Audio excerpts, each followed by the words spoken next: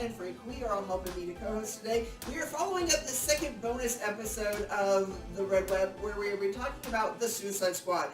You got our other first part earlier today. We were talking about the characters, and we only made it We're as still far. continuing the characters. We already made because there were talking about. There were 17 super villain characters from the comic books being used. Not to mention all the other peripheral characters that were hanging around in there. We already did Peacemaker, we already did Bloodsport, we already did Amanda Waller. Yes. Correct? Yeah, and then we kind of glazed through the 11 out of the 17. Yes. Right. Yes. So, yes. So now we're moving on to I think Harley. Quinn. We need to talk Harley Quinn because Margot Robbie was amazing as always, and I really think James Gunn not only captured the essence of Harley Quinn, but really let her shine. And more importantly, did it only got the core of the character and her development in perfectly down in one scene. And because she has actually two key scenes where she's on her own in the movie. And the first one, the second one everybody's talking about, and we'll get to it. Yeah. But the first one is when she's having this fantasy Disney-esque romance with the dictator, and she even calls herself a princess because they put her in this gorgeous evening gown and makeup. Right, and he wants to marry her because he sees her as a symbol of anti-Americanism and anarchy, and she says okay, and they make crazy violent love, and then he's talking about how he's got the secret weapon, and then he's going on like it belonged to the previous regime, now he controls it, and he wants to use it to show power. And if anybody gets in the way or badmouths him, he's going to feed them and their loved ones and their children. And then he turns around and Harley shoots him. Yeah, because he's like, children. And remember, Harley used to be a clinical psychiatrist. And she clearly had a moment of self-help. Yep. At some point between the first movie and to Birds of Prey to now, where she says, and she has this great line where she basically says, I promised myself the next time I have a boyfriend, I'm going to look for red flags. Yeah. And I would do the healthy thing, and yes, she wants to do the healthy thing, and murder them. Yep. Not so healthy. But then again, the red flag she's talking about is fair though. killing children. We're talking about the children. It's kind of a red flag. So maybe he did deserve to die. But it's an interesting mix of the fact that, yes, she still has that part of her brain of being a psychiatrist and self-awareness, but at the same time, she's still insane. Mm-hmm. Yeah. She's still insane. Something I thought that was really funny. One of the interviews I read that they were talking to, maybe it was just a snippet, I don't know, about James Gunn and writing the script. It's like, oh my God, you did such an amazing job of completing Harley Quinn's arc from Suicide Squad to Birds of Prey to Suicide Squad. And he's like, yeah, that was dumb luck. The script for Suicide Squad was written before he'd even seen Birds of Prey. But it was a very natural progression where, she's still nutty. She's still somewhat, but now she's only somewhat broken instead of fully broken. Yes. So eventually when there is another Harley movie and they introduce Poison Ivy, then she can go into a healthy relationship. Because she keeps saying, I have lousy taste in men. So that's why you find happiness with a woman. Yeah, right. And the other scene, which everybody talks about, is probably the fight scene of the whole movie. So and what is... Well, I mean, there was so much leading up to that also. Like, there's a scene where they're assuming Harley Quinn is unconscious. Yeah, they tortured her, she's unconscious. Yeah, and so the bad guy, one of the bad guys that's supposed to be guarding her, turns his back on her just to watch the other guy leave the room. Yeah. And behind him, Harley opens her eyes and slowly, very quietly lifts herself up, and her legs come around almost kind of like a spider, and she just takes him And out. it's a massive scissor lock, and then she pulls herself up to like break his neck, like Hangsman's noose. And it was so And- creepy and scary. And this goes back in one of the previous episodes where I said how about the cinematic quality and James Gunn thinking like a real artist. Mhm. Is that scene, the whole scene, and she goes on to a killing spree with all the guards. That Another she does brilliant it killing with beautiful choreography, probably the most beautiful Oh my choreographed goodness. fight scene I've ever seen with Harley Quinn Yeah. in it. And where you are reminded what an efficient killing machine she can be. Yeah. But the whole scene is staged. And also very bloody. Yes. In a way, that whole concept what we said in an earlier episode about mise en scène, because earlier she is humming the words to Just a Gigolo. Just a Gigolo. And that song is actually a very dark, depressing song about Especially loneliness, when you think about how she feels about someone who once had a purposeful life and it was gone, and isolation. And then here she is going on this killing spree that's beautiful and blatant and efficient, and it's well photographed because it's muted colors, and she's in a bright red dress. You can't ask for a better focus pulling kind of shot. Bang, bang, bang, and fight scenes, and you see guards who are stupid enough to try to get into a knife fight with her, and Right? you deserve getting your throat Right. slit. You should be running. I love it. And it builds up to And this it goes whole- into her mind where you're actually Yes, seeing you're the getting blood is actually inside. flowing petals. like- and it's blowing petals because you're getting inside her mind and how she processes it, and then she's mowing them down with automatic weapons, and then she finds the javelin, And it's glowing. and it's She glowing, and, walks around that and weapon, she's then like, she "Yeah." is just whacking, and it literally is in the interior of her brain, how she thinks, how she sees, and it's all beautifully staged together, and at the same time, and I don't know if James Gunn did this on purpose, but remember she called herself a princess like half an hour earlier, and she says, "Here's a princess for you, Disney." Right. Right? Especially when she impales two guys at once at the end of the spear. And of course, and then she comes out and she's trying to rescue herself, and then she finds out Rick Flag has come to rescue her. Yeah. And then it's like the accident of like, no, I'm not alone. Yeah. This guy who she could have been dead for all she knew because they got separated, he came back for me. Yeah. Yep, he literally stopped the She's- whole mission and said, I'm coming back for you. She was so touched. She's like, I'm willing to get captured again, just so you can save me. That's how important this was to me, you know? Right. Again, remember, still insane. Still insane. Less Crazy. broken, but still insane. Yes. And I mean, all throughout the film, I mean, Margot Robbie is just absolutely amazing as Harley Quinn. I think that, the new 52 Harley Quinn is not my favorite Harley Quinn. My favorite Harley Quinn is always going to be the Batman animated Animated adventures. series, yeah. That is Harley Quinn to me. Yeah, and Outside the movie of- captures her, the character, very well at the core. Where The core. yes, she's someone who was trapped in an abusive relationship, and that stuff doesn't go away No, Yeah. it's there. easily. It scars, yeah. It takes a long, long time to try to recover from that Yeah. and to heal from that sort of thing. And so, in spite of all the insanity and laughs within these two scenes, you see that damage, and that's a great balancing act where it's not like stupid Right. or lame, Right. that balancing act, that we can still feel with it. And I think that's just a nice way. And here is one man, accenting off like one man does care. There are people that care about me that are still around and are amazing. For a man. Yeah, for a man, Right. and who actually wants to be around me for healthy reasons. Right. And that goes back a perfect way. Talk about Rick Flag. We got 4 guys to go through, so I'm Yeah. going to move you on. So the next one is just as a little short one I want to go before we get to like some of the bigger ones. Is I actually really did enjoy Peter Capaldi as the Thinker, and he wasn't just gimmicky character. He really did have that audience perspective of, well, what did you think was going on here? I love him berating them. He's like, of course this isn't what you thought. Really? And- he calls them out on their naivety. And I that's the think kind that's- of scene that Peter Capaldi is an old hand at. Oh, doing, yeah. Like that kind of outrage and because he did a British show called Thick of It. Oh, Where he yes, was. yes.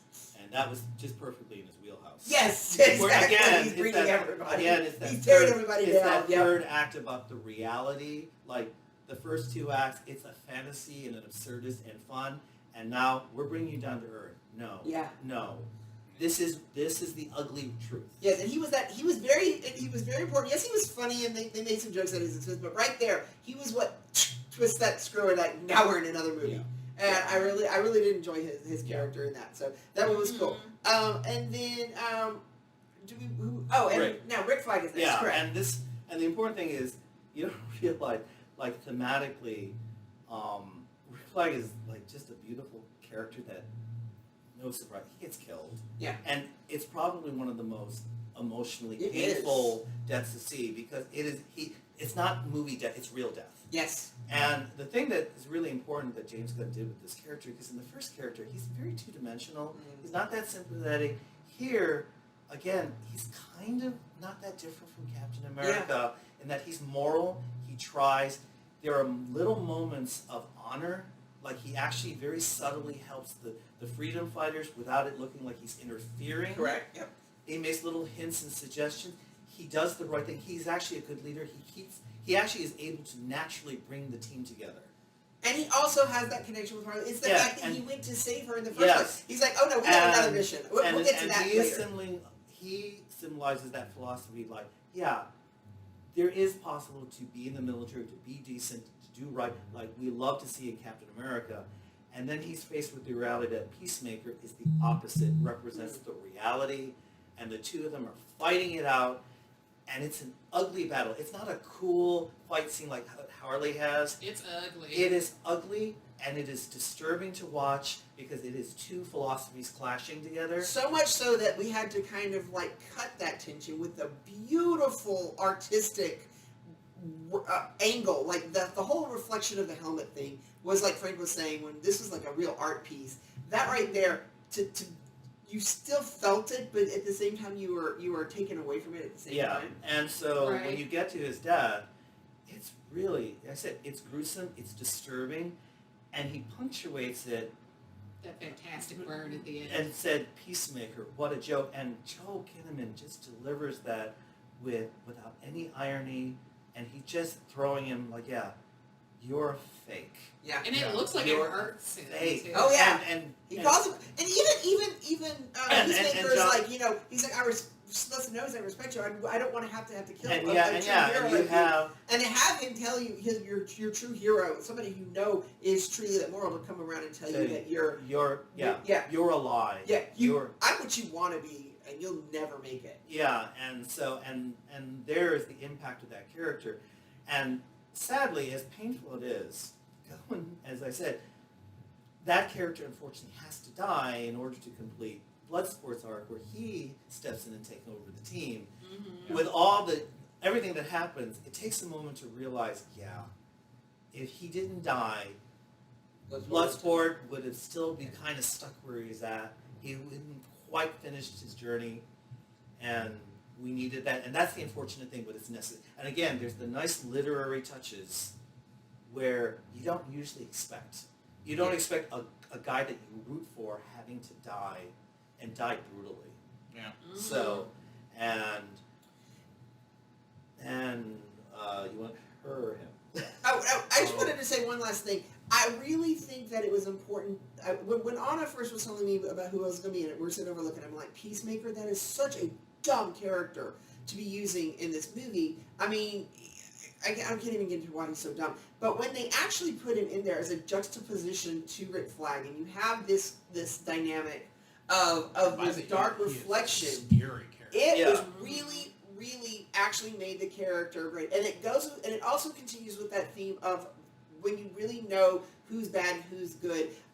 He actually was willing to kill Ratcatcher. That's how far gone he was. He was definitely on the same wavelength as Amanda Waller. Right, the innocent child, basically, in all this. They were like, yep. Yes, and Ratcatcher. He was saying, I understand. Why do you need to kill me?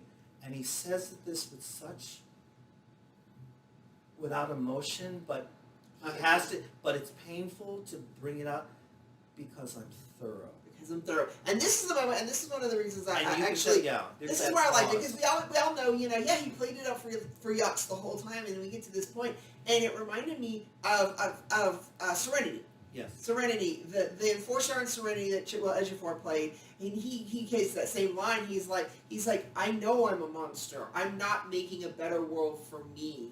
Yeah. You I know, have no place for this. I have no place in Yeah, this better yeah. world. I know I'm a monster. My role is to do the ugly work. And that's where the all of a sudden that character in Suicide Squad where Peacemaker, I'm like, okay, there's depth here, and points to see that he sold it. Yeah. He sold Cena Oh, yeah. really sold this. So the fact that he is going to get his own series. Isn't as weird to me. I And mean, it's plus, still weird.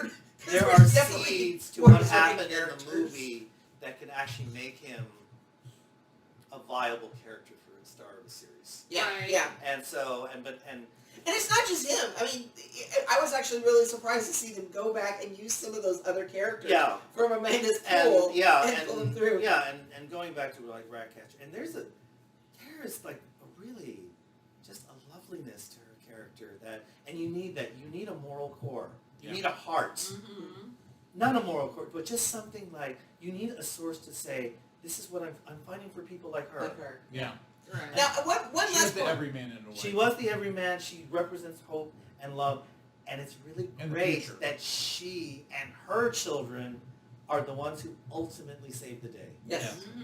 And also, I think Polka Dotted Man. I mean, I Yes. think Well, everybody that, was like yeah, laughing no, about Polka it. Dot Man is the breakout star to me. Yes. I really Yeah. do. Oh That my was He so is what- fun. He is what El Diablo would want to be, Yes. because he Yes. is this damaged character, and you realize that he's this poor schmuck who is the victim of his mother's ego and And narcissism. again, that follows the theme of the season. Yes, Children, abuse. of the Where abuse. Yes, Yeah. and he's suffering. He has a death wish because He's lost his siblings. he's lost his Well, not only direction that, the and- amount of pain he's the in pain. because of the superpowers Yeah. that he was gifted, where Right. these polka dots overflow, and if he doesn't get rid of them, then And, yeah. they'll blow up. and he's so, So he, like, traumatized goes about off his into the mother that he forest.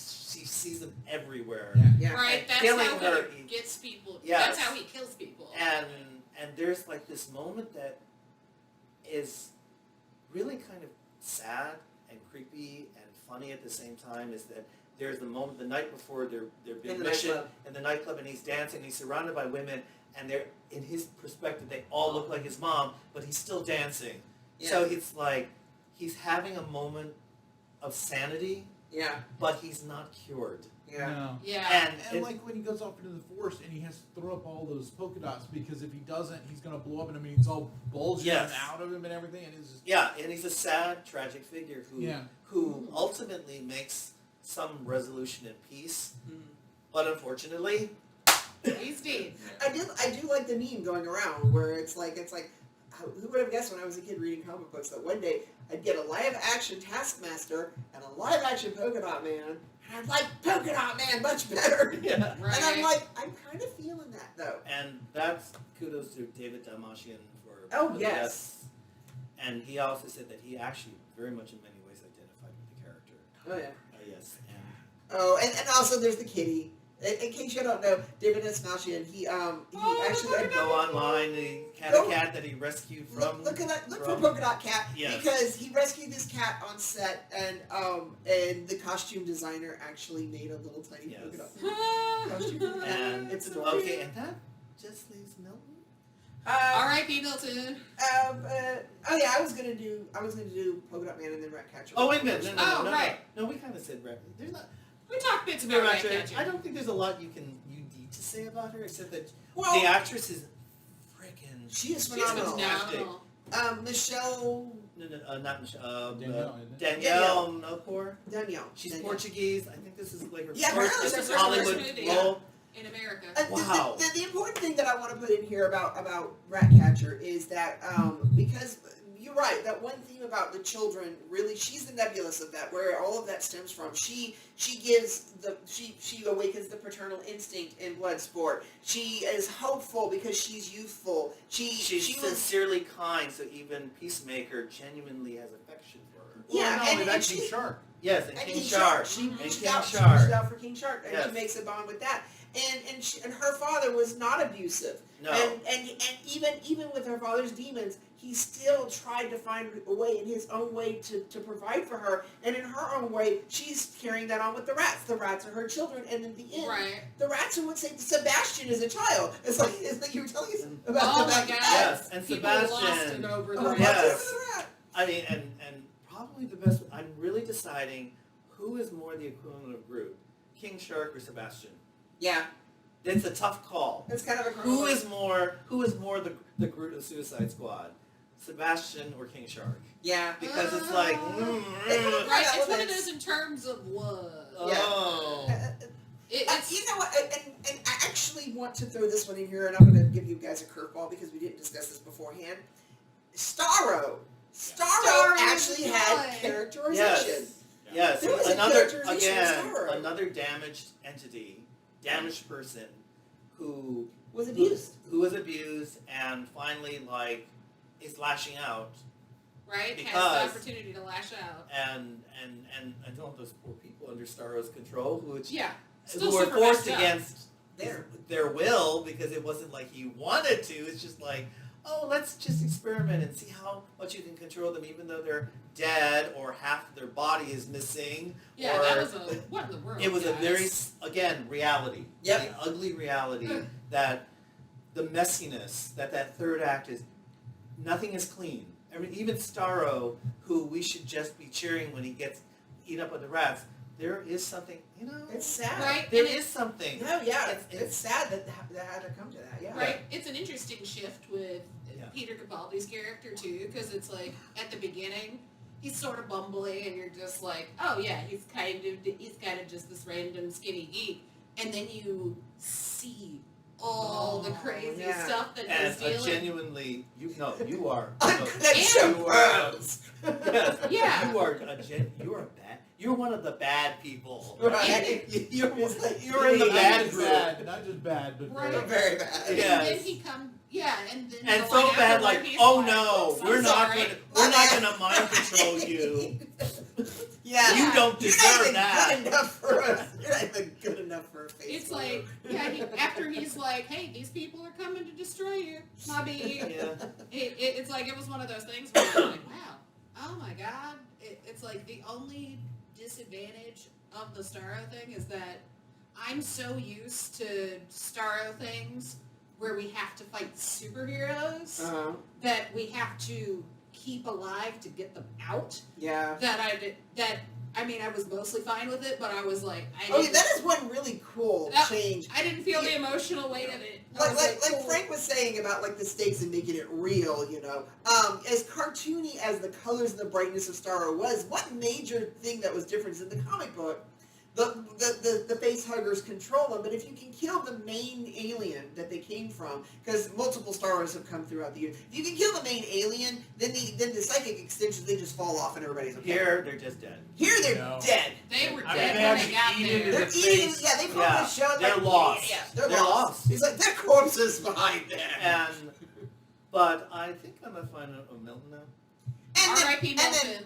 and our last 2 minutes. We have to talk about R.I.P. Milton. Milton, R.I.P. Milton. Everybody, yes, we are on board with that. Yes, Milton. Pour one out for He's- Milton, guys. I guess you could say Milton is, well, technically we're all little Milton right there. We're all a little Milton. We're really, Right. it's like my husband was saying. It's like I'm like, what the hell is going on? It's like, why did he even get out of the van? And he's like, yeah, Milton's dead. Right. We know Milton's. I don't know what. I don't. But he did so much leading up to it. It's like, that added such a fun moment. And- where he and you But finally- I do was just like the realize- process of like, okay, so now we're going to go into this highly fortified fortress and we're going to plant bombs and everybody's taking back bombs. yes, Here and he is Milton with is a bag of bombs. actually helping them. Yeah, he's Like, helping. He's Okay. He's pulling his weight. doesn't say a single word. It's like they had the big dramatic scene where everybody's walking in the rain and you see the reveal and you And see him in the back corner and you're like, wait. what? Milton's And still then- there. He's scrambling Is there anything around. we want to say about King Shark other than Sylvester Stallone was amazing? He was funny. It was funny, and there was that small arc in him. Like I said, it was Yeah, and obvious were those that alien fish? and that was a little bit off. there was no real point to that, but it was still, it was But amusing. were they experimental fish? I should Well, I say. think what they were trying to establish is that there was more going on. That they were trying Yeah. to justify the Big Jotunheim. Jotunheim, like who knows what other What nefarious other Nazi-based And experiments. that's kind of were what going- that's what my thought was with the fish. Yeah. Is like, I wonder what else that they just blew up they don't even know about. Yeah. Yeah. You know, because that scene, they're in like this big like call center. I'm like, so at some point there had to be lots of people operating things here. You know, there's more going on here than we're getting in the gist of it. You know, and in the comic book in the original Jotunheim, it wasn't another. It wasn't a Starro, no. It wasn't a star, but still, they had all. That was the thing they were breaking in. There was all these other things going on there. So you know. All right. All right. All right. Well, Well, you guys take And care. there we Thank you so go. much for watching us. Thanks for going on this suicide run with us. Yes, it's been a long week, as It's we been said. a long week. We're glad you. Thank you for joining us, and once again, follow us, like us, subscribe us, share us, talk to us about your friends.